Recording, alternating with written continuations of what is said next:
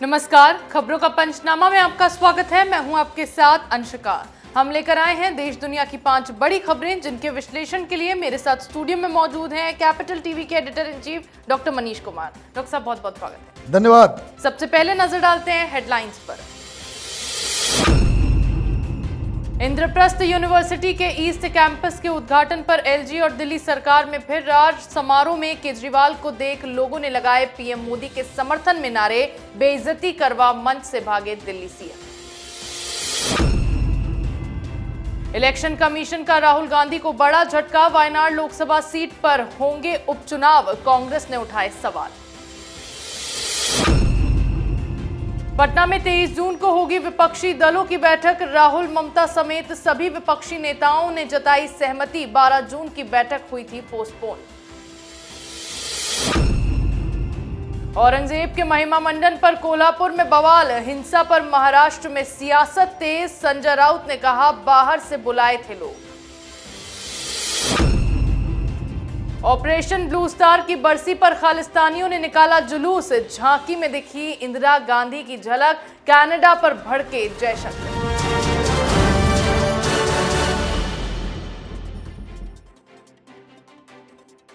खबरों की शुरुआत में बात करेंगे अरविंद केजरीवाल की बेइज्जती की। आज गुरु गोविंद सिंह इंद्रप्रस्थ यूनिवर्सिटी के ईस्ट कैंपस का उद्घाटन हुआ। इसमें पहले तो फीता काटने पर पेच फंसा, जिसके तहत आप सरकार और दिल्ली के एलजी के बीच तनातनी देखने को मिली। फिर उद्घाटन समारोह के दौरान केजरीवाल अपना भाषण देने के लिए मंच पर पहुंचे तो वहां मोदी मोदी के नारे लगने लगे, जिसे देखकर केजरीवाल भी हक्के बक्के हो गए। वहीं दूसरी तरफ मनीष सिसोदिया 103 दिन जेल में बंद रहने के बाद अपनी पत्नी से मिले। मुलाकात के बाद उनकी पत्नी ने एक इमोशनल लेटर शेयर किया। डॉक्टर साहब, किस तरह से मोदी मोदी के नारे वहां गूंजने लगे और कैसे अपनी बेइज्जती करवा के केजरीवाल भागे वहां? देखिए, ये क्रेडिट लेने के चक्कर में एक यूनिवर्सिटी का उद्घाटन है, तो यूनिवर्सिटी का चीफ कौन होता है? Who is the chancellor? तो वो एलजी होते हैं। तो एक तो पहला हक ही उनका होता है। लेकिन आपने क्या किया? यूनिवर्सिटी की तरफ से एक इनविटेशन जारी हुआ जिसमें एलजी को बुलाया गया उद्घाटन के लिए। आपको विशिष्ट अतिथि के रूप में रखा गया, एजुकेशन मिनिस्टर को भी रखा गया। लेकिन आपने अपने मन से ये कह दिया कि फीता मैं काटूंगा, क्योंकि ये मनीष सिसोदिया का सपना है। अब दिक्कत क्या है कि इतने झूठ बोलते हैं ये लोग। भाई, ये जो ईस्ट कैंपस में बनेगा एक नया कैंपस, इसकी प्लानिंग शुरू हुई 2012-13 में। उस समय ये राजनीति में था क्या? सरकार थी इसकी? नहीं। मतलब प्लानिंग स्टेज में तो आपका जन्म भी नहीं हुआ था। प्लान बन गई। किसने बनवाया? उस वक्त शीला दीक्षित चीफ मिनिस्टर थी।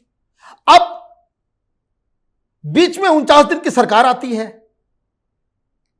49 दिन के बाद सरकार खत्म हो जाती है।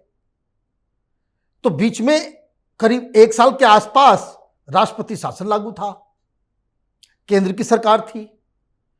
तो जो शिलान्यास हुआ, जो पूरा प्लान बना, वो उस दौरान बना जब केजरीवाल चीफ मिनिस्टर नहीं थे और न ही मनीष सिसोदिया एजुकेशन मिनिस्टर था। शिलान्यास स्मृति ईरानी ने किया। भाई, तुम कहां से टपक गए? हम अच्छे स्कूल बना रहे, ये मनीष सिसोदिया का सपना था, वो पूरा कर रहे थे। तो सपना ही है। सपने में तुमने सब कुछ कर दिया। और सबसे बड़ी बात, 378 करोड़ रुपए की लागत से ये नया कैंपस बना।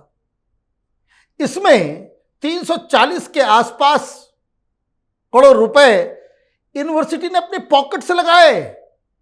सिर्फ 40 करोड़ के आसपास दिल्ली सरकार की तरफ से दिया गया। तो दिल्ली की सरकार किसने दिया? ये पैसा सैंक्शन किसने किया? केजरीवाल ने किया या सिसोदिया ने किया? दोनों में से किसी ने नहीं किया, क्योंकि ये जो पैसा 41 करोड़ रुपया सैंक्शन होगा वो राष्ट्रपति शासन के दौरान ही किया गया। लेकिन सपना पूरा करना है, ये करना है, ये ड्रामा करने वाले लोग। इसलिए जब वहां पे वो गया तो लोग कहने लग गए मोदी मोदी, ये हक्का बक्का।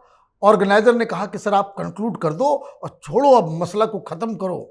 लेकिन ये गुस्से से पागल कि जब मुझे कंक्लूड ही करना है, जब मुझे बोलना ही नहीं है तो मुझे बुलाया ही क्यों? तो गलती हो गई, अगली बार से मत बुलाना। और उधर आपने कहा एक चिट्ठी आ गई मनीष सिसोदिया की पत्नी की कि भाई बेडरूम में जब मैं थी, जब उनसे मिल रही थी, पुलिस वाले थे वहां पे मौजूद रहे। भाई वो कोर्ट के आदेश से मौजूद हैं। मनीष सिसोदिया के साथ खड़े होकर के उसको कोई मजा नहीं आ रहा। कोर्ट ने कहा है कि ये इंश्योर किया जाए कि मनीष सिसोदिया जो प्राइम एक्यूज्ड है, एक घोटाले का मास्टरमाइंड है, वो अपनी पत्नी से मिल रहा हो तो उस वक्त किसी फोन का इस्तेमाल ना करे, इंटरनेट का इस्तेमाल ना करे, किसी बाहरी व्यक्ति से ना मिले। तो ये इंश्योर कैसे होगा? भाई पुलिस की निगरानी में ही तो होगा। लेकिन आप ये चिट्ठी भी जो लिखी है, मुझे तो डाउट इस पे भी है कि मनीष सिसोदिया की पत्नी ने चिट्ठी लिखी होगी।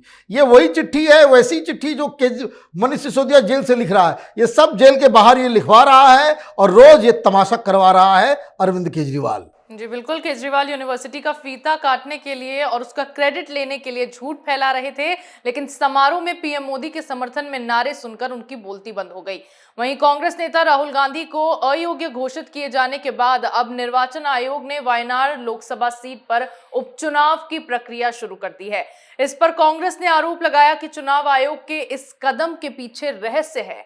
आयोग ने ये कदम ऐसे वक्त में उठाया है जब दोष सिद्धि पर रोक लगाने संबंधी राहुल की याचिका खारिज करने के सूरत कोर्ट के फैसले को गुजरात हाई कोर्ट में चुनौती दी गई है।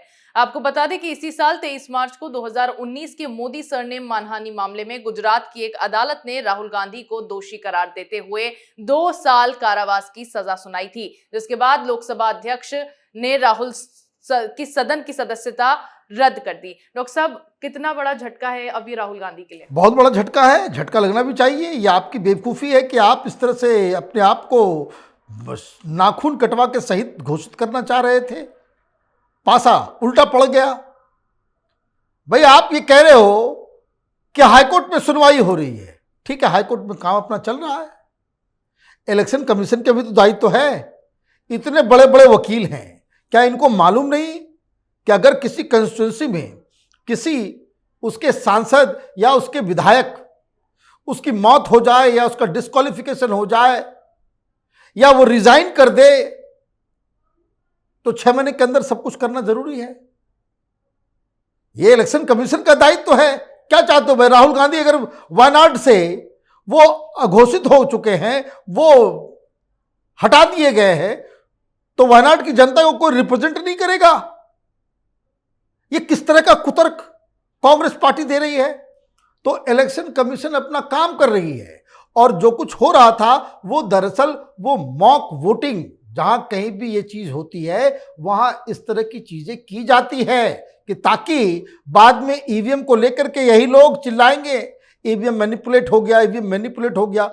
वो दरअसल एक मौका दिया जाता है तमाम पॉलिटिकल पार्टीज को कि आप आकर के देख ले भाई क्या, तो उसकी मॉक ड्रिलिंग चल रही है और इनको ये लग रहा है कि भाई ये तो बहुत बड़ी साजिश है। तो साजिश क्या है ये भी बता दो। साजिश तो ये लग रहा है कि कांग्रेस पार्टी में कुछ लोग, उसके बड़े बड़े वकील जानबूझकर राहुल गांधी को डिस्क्वालीफाई करवाने की तैयारी में है। लोअर कोर्ट में ही कह दिया होता कि हमने जो कहा वो प्रधानमंत्री मोदी के लिए नहीं है, ना ही मोदी समुदाय के लिए है, स्लिप ऑफ टंग था माय लॉर्ड, जोश में मैं होश खो बैठा, मामला रफा दफा हो जाता। लेकिन आपको करना है कि नहीं, हमने सही कहा कि सारे मोदी चोर होते हैं, तो इसमें तो पनिशमेंट मिलेगी। चाहे आप हाई कोर्ट जाओ या सुप्रीम कोर्ट जाओ, करना वही काम पड़ेगा जो काम आपको लोअर कोर्ट में कर देना था, कि आपको सॉरी कहना पड़ेगा। नहीं तो ये कुछ नहीं हो सकता। इसमें आपके ऊपर किसी ने कहा कि मैं हर्ट हुआ हूं, आप अगर इंटेंशन आपका हर्ट करने का नहीं है, आप सीधे सीधे कह देंगे कि नहीं नहीं नहीं मैं तो ये नहीं कह रहा था। अगर फिर भी अगर आपका दिल दुखा है तो I am sorry for it, मामला रफा दफा हो जाता। जजेस चाहे हाई कोर्ट के हो चाहे वो लोअर कोर्ट के हो, वो हर जगह यही कह रहे हैं कि भाई आप कहना क्या चाह रहे थे ये बता दो। तो ये खुद का क्रिएट किया गया प्रॉब्लम है और हाई कोर्ट से राहत नहीं मिली तो 2024 का भी चुनाव जाएगा और 2029 के भी चुनाव में 8 साल के लिए ये फिर चुनाव नहीं लड़ सकेंगे। ये जो अमेरिका में घूम घूम के प्रधानमंत्री का सपना देख रहे हैं वो सब धरा का धरा रह जाएगा। जी बिल्कुल। राहुल गांधी वायनाड से सांसद थे, ऐसे में दोष सिद्धि पर रोक की मांग के बीच निर्वाचन आयोग के इस फैसले से कांग्रेस को मिर्ची लगने लगी है। अगली खबर में बात करेंगे विपक्षी दलों की बैठक की। विपक्ष को एकजुट करने की कवायद के बीच फिर से पटना में विपक्षी दलों की बैठक बुलाई गई है। इस बार इस बैठक के लिए 23 जून की डेट फिक्स की गई है। इस मीटिंग में कांग्रेस नेता राहुल गांधी, पश्चिम बंगाल की मुख्यमंत्री ममता बनर्जी, आप सुप्रीमो अरविंद केजरीवाल और कई वाम दलों के नेताओं ने शामिल होने पर सहमति जताई। आपको बता दें, इससे पहले ये बैठक 12 जून को होनी थी, लेकिन कई विपक्षी नेताओं के बिजी शेड्यूल की वजह से इसे पोस्टपोन करना पड़ा था। डॉक्टर साहब, क्या अब 23 जून को ये बैठक हो पाएगी? देखिए, मुझे तो अभी भी इसमें डाउट लग रहा है, क्योंकि किसी पॉलिटिकल पार्टी की तरफ से ये नहीं कहा गया है कि भाई कि हम आ रहे हैं, हम आ रहे हैं। कोई इस तरह का कोई डिक्लेरेशन तो दिखाई नहीं दे रहा है। लेकिन फिर भी अगर जो ऑर्गेनाइजर हैं नीतीश कुमार और उनके तरफ से ये दावा किया जा रहा है कि सारे लोग आ रहे हैं, तो बेस्ट ऑफ लक। होना कुछ नहीं है इससे, इसलिए कुछ नहीं होना है कि जिस हिसाब से ये आपस में ही गुत्थम गुत्थी कर रहे हैं, आपस में ही लड़ झगड़ रहे हैं, तो ये तो मसला मुझे लग रहा है कि ख्याली पुलाव का है। ये नीतीश कुमार हर 5 साल में इस तरह के दिमाग उनका जो है वो बदलता है और बार बार वो इस तरह की विपक्षी एकता की मीटिंग करते हैं लोकसभा चुनाव से पहले, और उसके बाद वापस ये बीजेपी में शामिल हो जाते हैं। ये नीतीश कुमार का ट्रेंड रहा है। अब देखिए 23 तारीख को क्या होता है, लेकिन इस बात को याद रखने की ज़रूरत है कि सारे लोग, जो लोग कह रहे हैं, जो खबर फैलाई जा रही है कि सारे लोगों ने सहमति दे दी है, तो 12 तारीख को भी तो सहमति दे दी गई थी, फिर क्यों नहीं हो पाई मीटिंग? तो ये 23 तारीख आते आते ये गुब्बारा भी फूट जाएगा। जी बिल्कुल। पटना में फिर से विपक्षी दलों की बैठक बुलाई गई है। ऐसे में देखना यह है कि इस बार ये बैठक होती है या फिर से कोई नया ड्रामा देखने को मिलता है। आगे बात करते हैं कोल्हापुर घटना पर गरमाई सियासत की। महाराष्ट्र के कोल्हापुर में औरंगजेब और टीपू सुल्तान की तारीफ वाली वीडियो का स्टेटस लगाने का मामला तूल पकड़ता जा रहा है। पूरी घटना को लेकर महाराष्ट्र की सियासत में उबाल है। सीएम से लेकर डिप्टी सीएम तक शांति की अपील के साथ दोषियों के खिलाफ सख्त कार्रवाई की बात कह रहे हैं, लेकिन विपक्ष कानून व्यवस्था पर सवाल उठाते हुए सरकार पर हमला बोल रहा है। इसी बीच उद्धव गुट की शिवसेना नेता संजय राउत का बयान सामने आया है। राउत ने बड़ा आरोप लगाते हुए कहा है कि कोल्हापुर हिंसा में बाहर से लोगों को बुलाया गया था। डॉक्टर साहब, एक तरफ तो जो दोषी हैं उन पर कार्रवाई की बात हो रही है, दूसरी तरफ विपक्ष अपनी सियासत कर रहा है। ये देखिए, मुझे तो आश्चर्य हो रहा है कि ये उद्धव ठाकरे के प्रवक्ता ये कह क्या रहे हैं। अब इनके ऊपर ये आरोप लगाया जाता है कि आपने कुर्सी के लिए अपनी विचारधारा को त्याग दिया, तो ये तो वाजिब है। महाराष्ट्र के अंदर औरंगजेब का जय जयकार होगा, छत्रपति शिवाजी महाराज को लोग भुला देंगे, और ये तथाकथित शिवसेना बाला साहब ठाकरे की अंतरात्मा आज रो रही होगी जहां कहीं भी होंगे कि ये कैसा आपने अपने पीछे लोगों को छोड़ गए कि जो उनकी बनाई हुई पार्टी, उनका नाम लेने वाले लोग वो औरंगजेब के स्टेटस को लगाएंगे। और मैं आपको बता दूं, जो इन्वेस्टिगेशंस हो रहे हैं उससे ये मालूम चल रहा है कि सोशल मीडिया प्लेटफॉर्म्स के ऊपर औरंगजेब को, टीपू सुल्तान को ट्रेंड किया जाए, इसके लिए पैसे खर्च किए जा रहे हैं। मतलब ये टूल किट है कोई। इस तरह की चीजें समाज में जहर फैलाती हैं, और अगर आप इसके साथ खड़े हैं तो उद्धव ठाकरे से तो कोई उम्मीद अब बची नहीं, क्योंकि इनके प्रवक्ता ने तो जो बची खुची जो चीजें थी उसको भी खत्म कर दिया। जी बिल्कुल। कोल्हापुर की घटना को लेकर जरूरी कदम उठाए जा रहे हैं, लेकिन विपक्ष फिर भी इस पर राजनीति करने से बाज नहीं आ रहा है। आज की आखिरी खबर में बात करेंगे खालिस्तानियों की शर्मनाक हरकत पर।